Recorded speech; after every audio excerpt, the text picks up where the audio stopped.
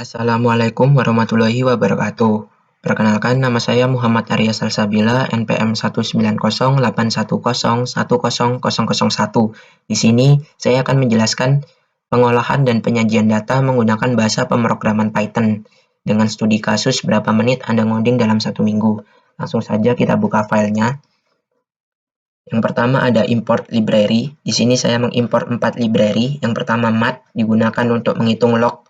Lalu ada NumPy digunakan untuk menghitung parameter weight pada fungsi his. Lalu ada pandas yang digunakan untuk membaca file Excel dan visualisasi tabel distribusi frekuensi dengan cara diubah menjadi data frame.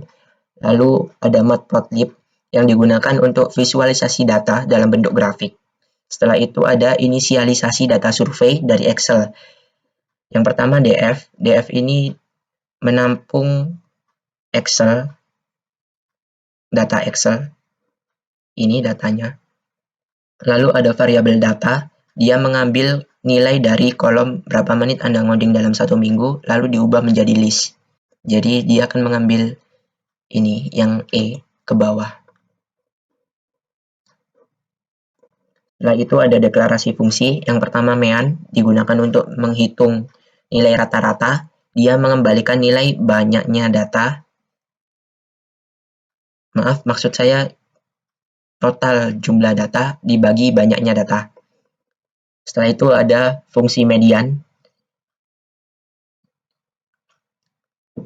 Di dalam fungsi median dilakukan pengecekan jika datanya di mode 2 hasilnya 1 atau true, maka yang dilakukan adalah ini, perhitungan untuk median data ganjil.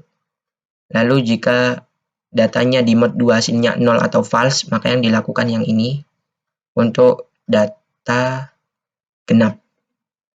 Selanjutnya ada modus. Di dalam fungsi modus dideklarasikan variabel mode yang bertipe list dengan anggota 0,0. Setelah itu dilakukan perulangan setiap angka di dalam list numbers ini.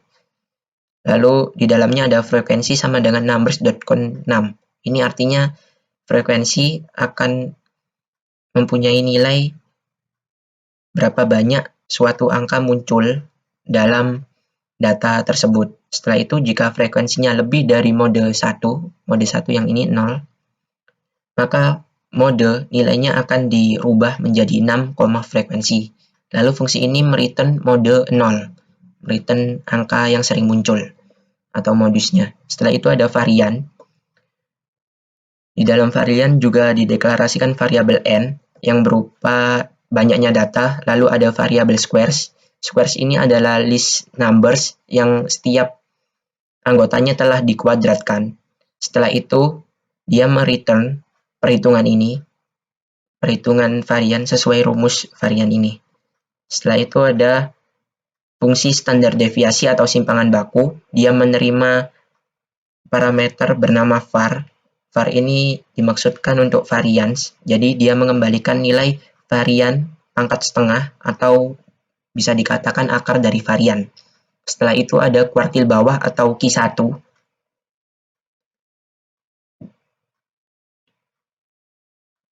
Ada variabel n yang merupakan banyaknya data, lalu dia mereturn perhitungan ini sesuai dengan rumus kuartil bawah atau Q1. Selanjutnya ada kuartil atas atau Q3. Dia juga ada variabel n yang berupa banyaknya data. Setelah itu dia mereturn perhitungan ini sesuai dengan rumus kuartil atas atau Q3. Selanjutnya ada fungsi range atau rentang data.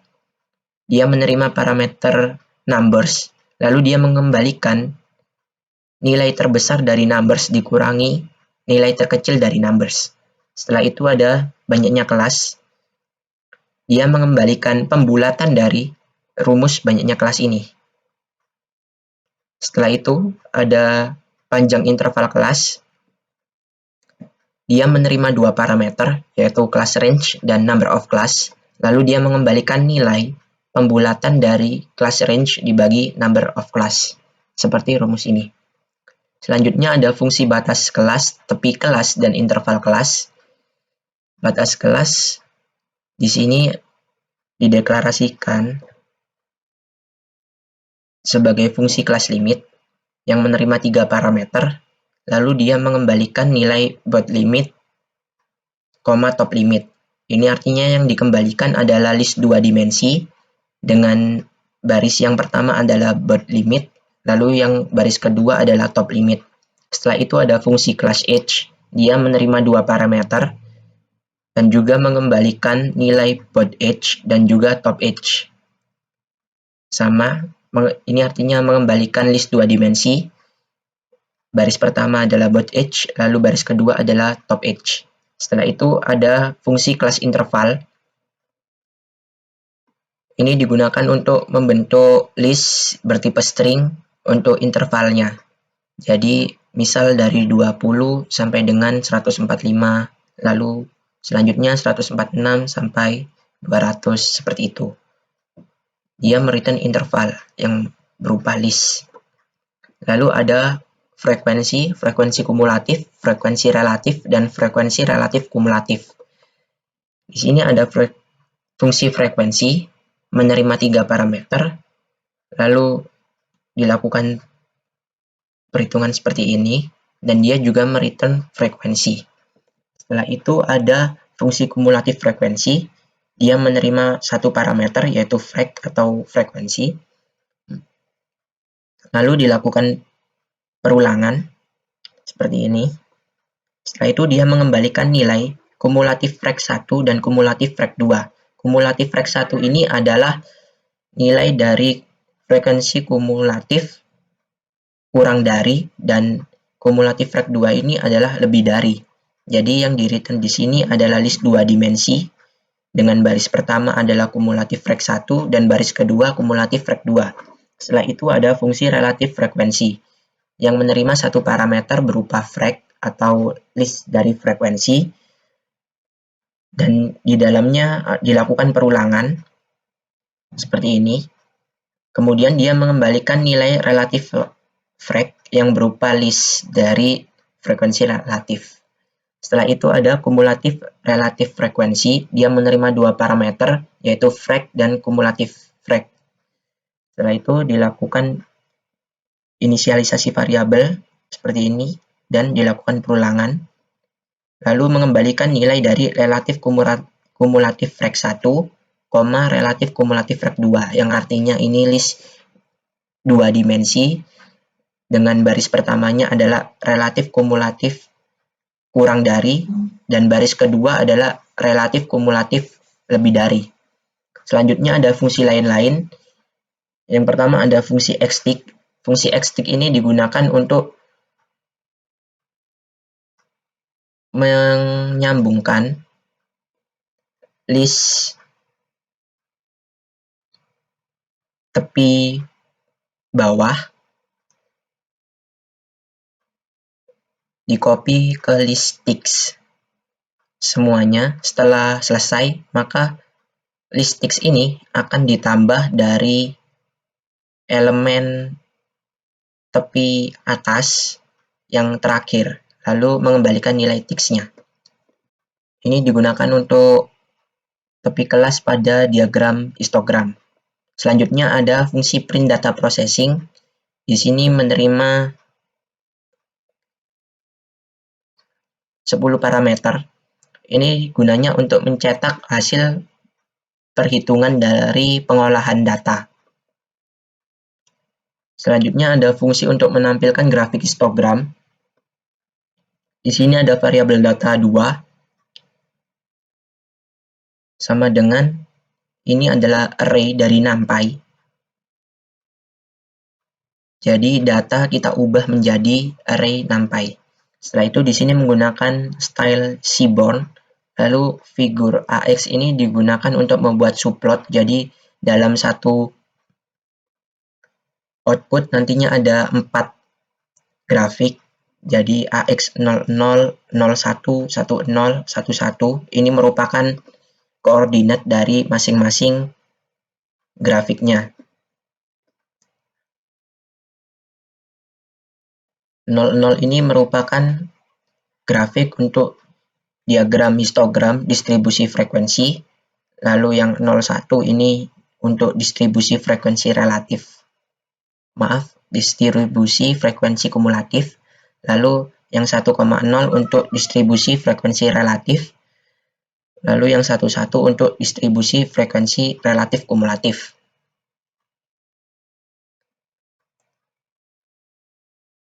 Selanjutnya ada fungsi untuk menampilkan grafik lingkaran.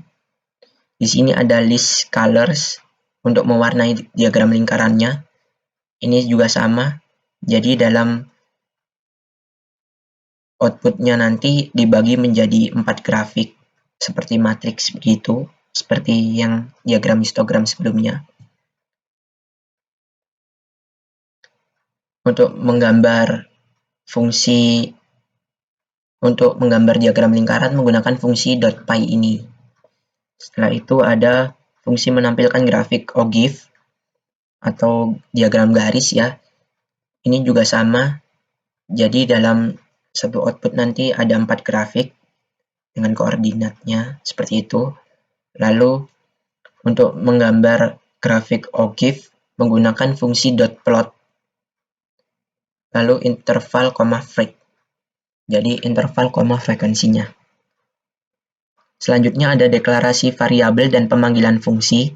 Di sini dideklarasikan variabel dan pemanggilan fungsi mulai dari variabel mean, median, mode, Q1, Q3, varian, standar deviasi, range, kelas, length, limit, age, frek, kumulatif frek, relatif frek, kumulatif relatif frek, dan interval. Selanjutnya membuat tabel dengan data frame. Di sini ada 4 tabel, yaitu frekuensi distribusi, lalu kumulatif frekuensi distribution, lalu ada relative frequency distribution, lalu yang terakhir adalah kumulatif relative frequency distribution. Keempat tabel ini diinisialisasikan sebagai data frame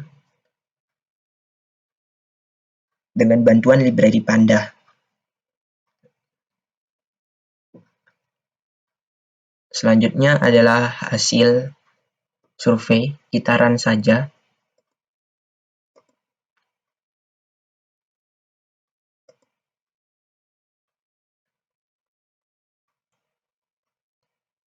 Nah, data hasil survei di sini memanggil variabel df atau data frame yang merupakan pembacaan file Excel di awal tadi. Hasilnya seperti ini, file Excel-nya. Lalu ada pengolahan data.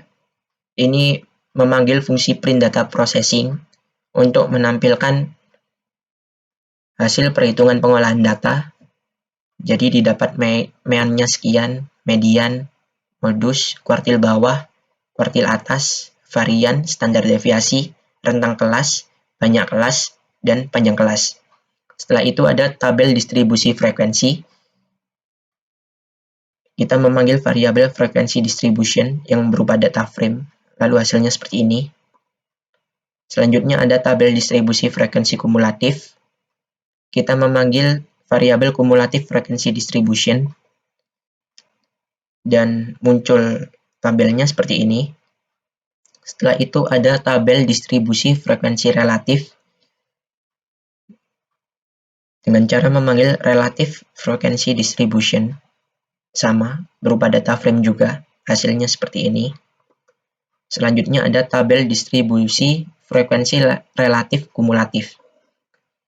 Dengan cara memanggil variabel kumulatif relative frequency distribution, maka muncullah grafiknya muncul tabel distribusi frekuensi relatif kumulatifnya seperti ini. Setelah itu ada visualisasi data. Yang pertama diagram histogram. Di sini kita panggil fungsi drawHis yang telah dijelaskan tadi untuk menggambar histogram. Ada 4 diagram histogram. Yang pertama untuk distribusi frekuensi. Ini untuk distribusi frekuensi kumulatif. Yang berwarna hijau ini kumulatif lebih dari. Yang berwarna ungu ini kumulatif kurang dari. Selanjutnya ada distribusi frekuensi relatif seperti ini. Lalu juga ada distribusi frekuensi relatif kumulatif. Sama, yang hijau lebih dari, yang ungu kurang dari.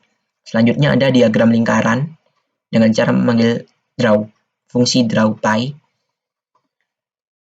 Ini untuk diagram lingkaran distribusi frekuensi, lalu yang ini untuk diagram distribusi frekuensi kumulatif, yang dalam ini untuk yang kurang dari, keterangannya ada di sini. Lalu yang luar ini untuk lebih dari ini. Selanjutnya ini untuk yang distribusi frekuensi relatif. Seperti ini grafiknya. Setelah itu ada distribusi frekuensi relatif kumulatif. Sama seperti sebelumnya. Yang dalam ini kurang dari, yang luarnya lebih dari. Dan berikut ini adalah keterangannya. Dan yang terakhir adalah diagram Ogive dengan cara memanggil fungsi draw Ogive.